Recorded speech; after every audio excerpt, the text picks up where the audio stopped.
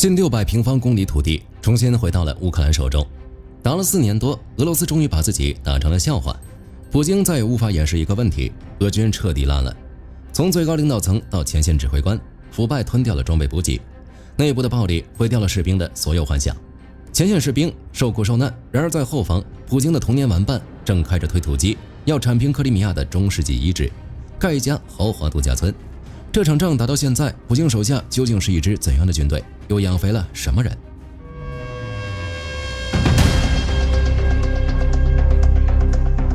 泽连斯基在晚间讲话中正式公布了这一数字。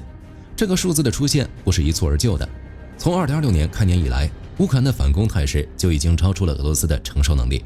2月底，乌克兰就收复了超过200平方公里的土地，到3月的时候，这个数字就蹦到了400平方公里，再到现在，数字来到了590平方公里。这一路堪称势如破竹。结合现在的局势来看，恐怕这个590平方公里也只是乌军战果的一个新起点而已。因为乌军在多个方向同时发力，多个前线区域的战场主动权已经完全落入乌克兰手中，而俄军的攻势却越来越疲软，和前几年完全不能比。虽然看起来还在推进，但是战得少丢得多，而且那些所谓的站顶还不知道注了多少水分。最后呈现出来的结果就是俄军不得不面临一个两难抉择，到底是要继续防范乌克兰反攻，还是优先向关键区域分配兵力。选择前者就意味着放弃推进，一门心思守着已经占领的区域，这就彻底违背了普京的野心。选择后者就等于放弃多个战线上的防守，冒着丢掉占领区的风险去拿下更多的土地。但是选择这一条路也有一个风险，而且从目前战况来看，还是极有可能的结果，那就是既无法继续推进，也守不住已有土地。无论怎么选，最后导向的结局都不容乐观。而 ISW 在5月中也给出了一个致命的结论：按照现在的节奏来算，俄军想要拿下乌克兰剩余的领土，至少需要83年。也就是说，普京发动这一场特别军事行动，要彻底完成自己的目标，需要近100年的时间。火力军估计普京脸都要黑了，有命开战，没命看到自己想要的结果，这可让普京丢尽了脸面。但他也没办法，这个局面已经不是他能控制的了。先说乌克兰方面，有一些人可能会将乌克兰的顺利反推简单粗暴地归为星链被切断这一项，但其实这只是最后一根稻草而已。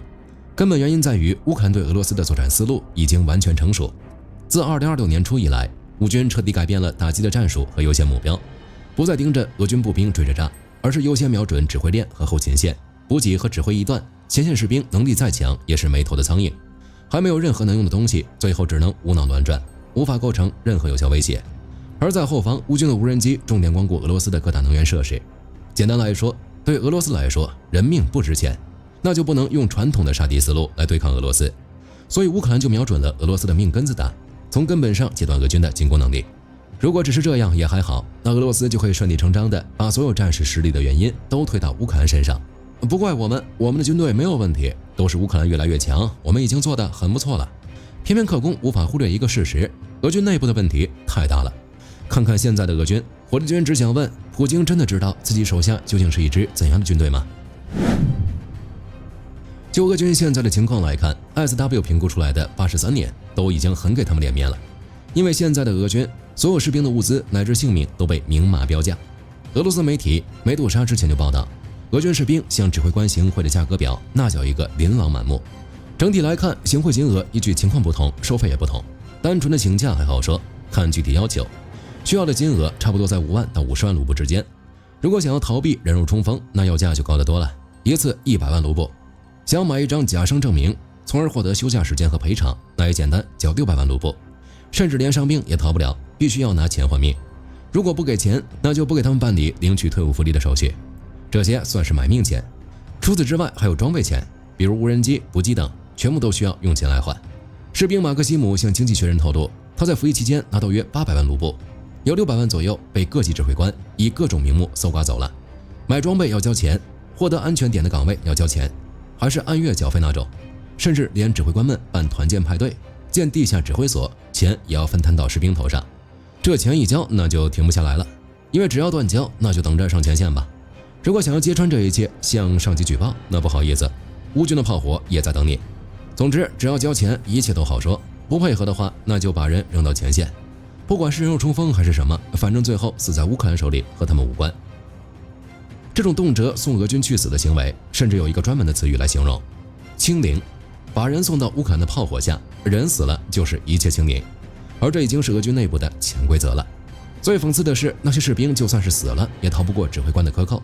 一些指挥官在派士兵上阵前，会先没收他们的银行卡和密码，人死之后就上报失踪，账户里的钱就进了指挥官的腰包，或者干脆连失踪也不报，让部队在纸面上保持着满编状态。那些已死的士兵还能继续领饷，但钱落入的是指挥官的口袋。一场仗打来打去，最后打成了前线指挥官的生意。还有比这更荒谬的事吗？在别的军队应该没有，但是在俄军这还不算什么，因为这只是整个俄军贪污腐败的冰山一角。俄军的手段可比人想的要多得多。比起前线指挥官来说，那些中层管理瞄准的是军火。俄军第127摩托化步兵师的连级指挥官和仓库管理员，将最先进的 AK-12 和 AK-102从库存中剔除，上报为战损或战斗中遗失，然后通过中间人倒卖到黑市。最后，前线俄军士兵只能拿到上世纪70年代设计的老 AK-74，卡壳炸膛是家常便饭，而指挥官则在黑市里赚得盆满钵满。此前甚至还爆出，俄军第291团的少校德米特里耶夫与卡德罗夫的东方阿赫马特营勾结，通过克里米亚建立了一条武器走私通道，利用俄国家禁卫军控制的检查站建立预测走廊，把 AK-12和 AK-74投运出去，经俄罗斯影子舰队油轮运往欧洲、西亚和非洲。每一把被报废的步枪都能为这些中层军官带来至少数百美元的收入。卡多罗夫的人甚至嚣张放话，必要的时候我们可以走私核武器。整个腐败链条上最高的一环就是那些国防部的领导。我们把视线放到这些人身上，就知道整个俄军的贪腐为什么这么严重。当然是因为上梁不正下梁歪。俄罗斯国防部前副防长查利科夫在绍伊古时代掌管国防部财务和后勤长达9年，后来接任副防长，算是俄军体系里的重量级官员。然而就在3月，他被正式起诉，罪名包括组织犯罪、集团贪污、受贿和洗钱，一共12项重罪。其中最重要的指控就是2017年到2024年间组建了一个犯罪网络，通过抬高价格等手段，采用军用洗漱包、内衣和军服等物资，从国家预算中大肆窃取资金。最早查明的盗窃金额就超过4亿卢布，后来调查不断扩线，总损失已超过66亿卢布，折合约8300万美元。这是绍伊古被免职以来俄罗斯第4位面临刑事起诉的副防长，这几个副防长基本都进了被告席。前副防长伊万诺夫早在2025年就因为受贿和挪用公款被判了13年，另一位前副防长波波夫同样在腐败案中被重判19年监禁，连上将军衔也被剥夺。还有一位布尔加科夫，这个正在走流程。这些人大肆挪用公款，导致前线士兵甚至无法得到必要的食物保障。俄罗斯国家杜马议员杰利亚金大概估算了一个数字，这个数字说出来都吓人，整个俄国防部的贪腐金额可能高达11万亿卢布，折合1400亿美元。可以说，在俄军这个体系里，这些人打仗不行，捞钱却很有一套。如果以为这支军队只是贪了点钱的话，那就完全低估了他的下限。当指挥官把士兵的命和装备都标上价格之后，就意味着在他们眼中，人命不算什么需要珍视的东西了。下一步自然就是谁不听话，谁就得死。之前 BBC 播出了一部纪录片，4名从前线逃出来的俄军士兵讲述了他们的经历。一个叫迪马的士兵战前在莫斯科修洗碗机，他亲眼看见自己的指挥官克谢诺丰托夫在近距离开枪，把4名战友当场打死，尸体直接扔进坑里。而这个克谢诺丰托夫在2024年还被克宫授予了俄罗斯英雄的最高勋章。被害者家属给普京写联名信，怒斥他为屠夫，指控他监督了数千人的死亡。另一个叫伊利亚的士兵战前在乌拉尔山当老师，他说自己所在的征兵批次总共79个人，只有他一个人活了下来。他们的命运完全取决于指挥官，然而指挥官只会一味喊着把这个人清零，把那个人清零。伊利亚本人曾经还因为违抗命令被绑在树上殴打，被指挥官尿在身上，最终在绝望中试图自杀。这在俄军之中几乎算是常态了。违抗命令、拒绝杀人，那就要遭遇一连串折磨行为。指挥官们就靠这种手段来制造恐惧，从而维持自己摇摇欲坠的权威。为此，俄军第5旅甚至在顿涅茨克的废弃矿区里设置了一个集中营，专门用来折磨自己人，殴打、断粮、电击，什么手段都有。就是在这个地方，俄军士兵们被自己的长官当成了可以随便处置的牲畜。据说美国的亲俄宣传者罗素·本特利就是在这里被第5旅士兵酷刑折磨致死的。同一支部队里，第95团第2营营长尤里·布拉科夫因为揭发了内部贪腐和隐瞒重大损失的行为，在2025年7月被自己的团长德米特里·伊万科维奇开枪打死。伊万科维奇后来认了罪，但到了12月，他自己也被人发现身中4枪，离奇死亡。谁杀的不清楚，为什么杀也不清楚。但结合前面的那些指控，答案似乎也不用多想。在这种环境里，酒精和阿片类药物成为了仅有的出口。不过因为药物的获取难度相对来说比较高一些，所以酒精成了唯一的危机。士兵们往往通过各种内部渠道获取自制酒和廉价酒精替代品，执勤时醉酒已成常态，而指挥官对此也麻木了。甚至有些指挥官也酗酒，并且在严重醉酒的状态下下达作战命令。到这里就能发现，这哪里还是一支军队，跟监狱也没什么区别，反正都是官人，关着一群无组织、无纪律甚至无底线的人。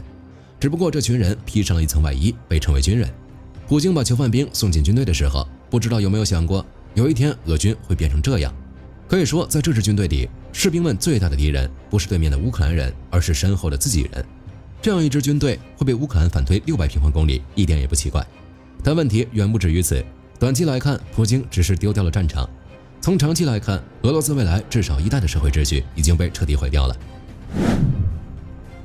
先从最直接的军事管理层面说，一支军队最基本的凝聚力来自于信任，下级信任上级能带领自己获取胜利，士兵信任军队有一套公正的制度，可以保护自己。但现在的俄军，所有能建立起信任的东西都已经碎成了渣，指挥官就是最大的生意人，士兵只是可以清零的耗材，所有的运转靠暴力等手段来维持。在这种情况下，老兵想要逃出去，新兵知道自己进去以后几乎就是必死，大概率还不是光荣战死，而是被自己人当炮灰消耗掉。哪里还有新兵敢来？这样的军队还怎么打仗？大概连最基本的作战意志都崩了。更进一步说，俄军的军官选拔体系已经完全烂掉了。合格的正直的军官会遭遇什么？那个揭穿贪腐结果被打死的布拉科夫就是标准答案。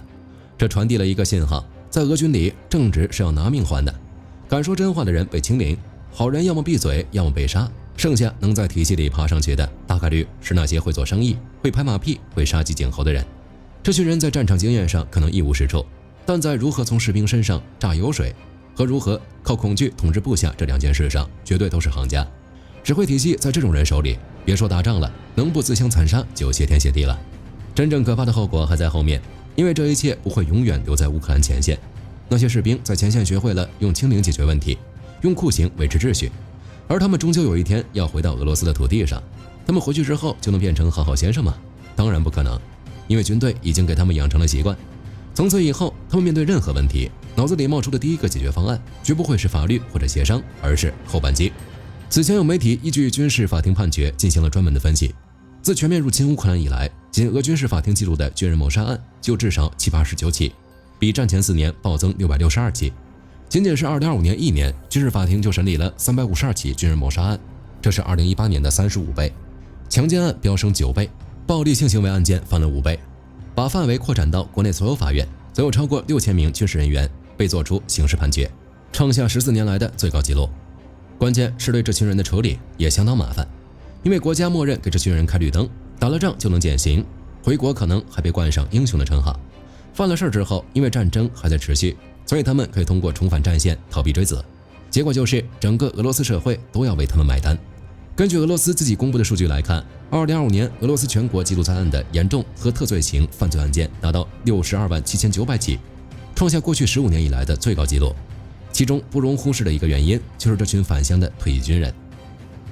所以普京现在面临的问题远不止战场上的窘境，让他睡不着觉的应该是这副烂摊子该怎么收场。等战火一停，才是俄罗斯考验的开始。不过这是普京要头疼的事儿，他的童年小伙伴们可一点都不用头疼，他们正在克里米亚开香槟。战争打了4年多，俄罗斯没打出什么帝国复兴，倒是打出了一批新寡头，尤其是普京身边那群老朋友，一个个都吃得满嘴流油。最典型的就是普京的童年好伙伴，俄罗斯最著名的寡头鲍里斯·罗滕伯格和阿尔卡季·罗滕伯格2兄弟。他们年轻时和普京一起练柔道，后来普京上台，他们的人生直接起飞。乌俄战争爆发后，他们还是欧美制裁名单上的常客，尤其是阿尔卡季·罗滕伯格，这些年几乎成了普京御用包工头。天然气管道、铁路、公路、克里米亚大桥，大量国家项目最后都能落到他的企业手里。这一次他们盯上了克里米亚巴拉克拉瓦湾，这里原本是苏联海军科研基地旧址，旁边就是中世纪遗迹，景色好得离谱。所以罗滕伯格一看，这不就是天然的富人度假天堂吗？什么历史建筑，该推平的推平，该买的买，然后统一改造。整个项目的最终目标是把巴拉克拉瓦湾改造成俄罗斯的富豪专属度假区，这还是2018年普京亲自批准的计划，目标就是到2030年建设600个游艇泊位，